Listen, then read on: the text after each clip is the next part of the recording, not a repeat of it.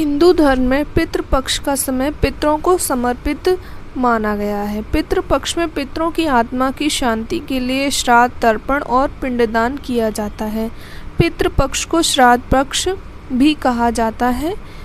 हिंदू पंचांग के अनुसार भाद्रपद के शुक्ल पक्ष की पूर्णिमा तिथि से पितृपक्ष प्रारंभ होता है और अश्विन मास के कृष्ण पक्ष की अमावस्या को तिथि को यह समापन होता है। अब साल 2023 में आरंभ जो हो रहे हैं पितृ वह 29 सितंबर से हो रहे हैं और इनका समापन 14 अक्टूबर शनिवार को होगा। पितृपक्ष को पहले दिन पूर्णिमा की श्राद्ध और प्रतिपदा श्राद्ध भी किया गया है। आइए अब इनकी तिथियां जानते हैं। पूर्णिमा श्राद्ध आरंभ जो हो रहे हैं वो 29 सितंबर, प्रतिपदा श्राद्ध 29 सितंबर, द्वितीय श्राद्ध 30 सितंबर, तृतीय श्राद्ध 1 अक्टूबर, चतुर्थी श्राद्ध 2 अक्टूबर, पंचमी श्राद्ध 3 अक्टूबर, षष्ठी श्राद्ध 4 अक्टूबर, सप्तमी श्राद्ध 5 अक्टूबर, अष्टमी श्राद्ध 6 अक्टूबर, नवमी श्राद्ध 7 अक्टूबर, दसवीं श्राद्ध 8 अक्टूबर, एकादशी श्राद्ध 9 अक्टूबर, द्वादशी श्राद्ध 11 अक्टूबर, त्रयोदशी श्राद्ध 12 अक्टूबर, चतुर्दशी श्राद्ध 13 अक्टूबर, अमावस्या श्राद्ध 14 अक्टूबर। आइए अब इस श्राद्ध की विधि को कैसे किया जाता है उसके बारे में जानते हैं। किसी सुयोग्य विद्वान ब्राह्मण के जरिए ही श्राद्ध कर्म, पिंडदान, तर्पण करवाना चाहिए। श्राद्ध कर्म में पूरी श्रद्धा से ब्राह्मणों को तो दान दिया ही जाता है, साथ ही यदि किसी गरीब ज़रूरतमंद की सहायता भी आप कर सकें तो इससे बहुत ही पुण्य मिलता है। इसके साथ साथ गाय, कुत्ते, कौए आदि पशु पक्षियों के लिए भी भोजन का एक अंश ज़रूर निकाल कर डालना चाहिए। यदि संभव हो तो गंगा नदी के किनारे पर श्राद्ध कर्म करवाना चाहिए। यदि यह भी संभव ना हो तो आप घर पर भी यह किया जा सकता है। जिस दिन श्राद्ध हो उस दिन ब्राह्मणों को भोज करवाना चाहिए। भोजन के बाद दान दक्षिणा देकर उन्हें भी संतुष्ट करना चाहिए। श्राद्ध पूजा दोपहर के समय शुरू करनी चाहिए। योग ब्राह्मण की सहायता से मंत्रोच्चारण करें और पूजा के पश्चात जल से तर्पण करें।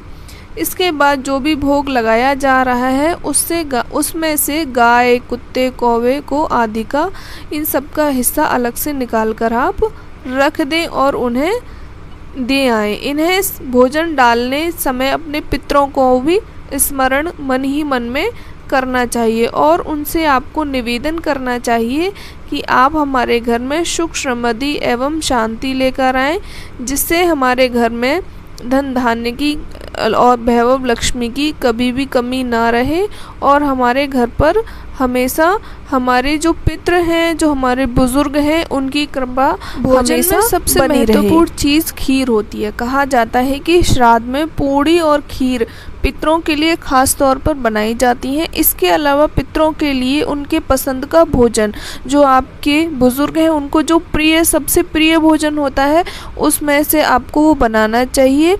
और एक चीज़ उड़द की दाल की भी बनाई जा सकती है।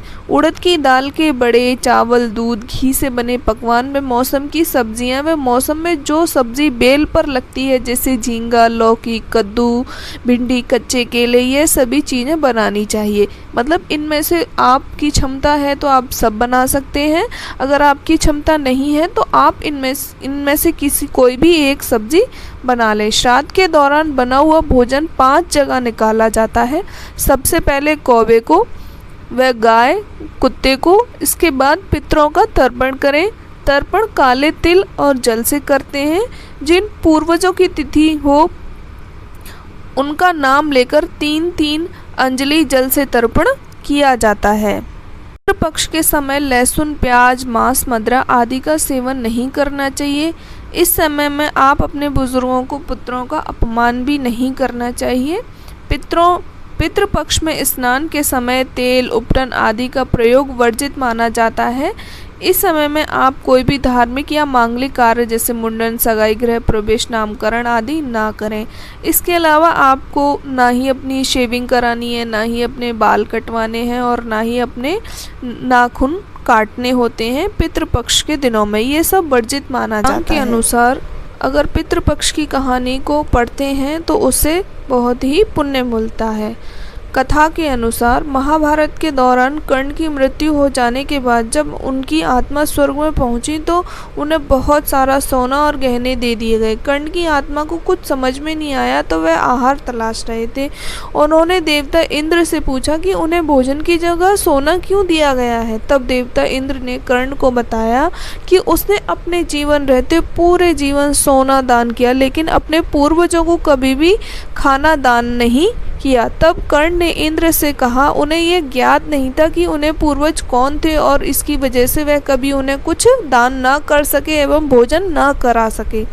इसके बाद कर्ण को उनकी गलती सुधारने का मौका दिया गया और 16 दिन के लिए पृथ्वी पर वापस भेजा गया, जहां उन्होंने अपने पूर्वजों को याद करते हुए उनका श्राद्ध कर उन्हें आहार दान किया अथवा तर्पण किया। इन्हीं 16 दिन की अवधि को पितृपक्ष कहा गया है। अतः इस कथा को पढ़ने अथवा सुनने का बहुत ही महत्व बताया गया है। अगर आपको मेरी यह वीडियो पसंद आई हो तो प्लीज़ चैनल को सब्सक्राइब करें, लाइक करें, शेयर करें वीडियो को और कोई प्यारा सा एक कमेंट आप ज़रूर करके जाएं। धन्यवाद। जय श्री राधे।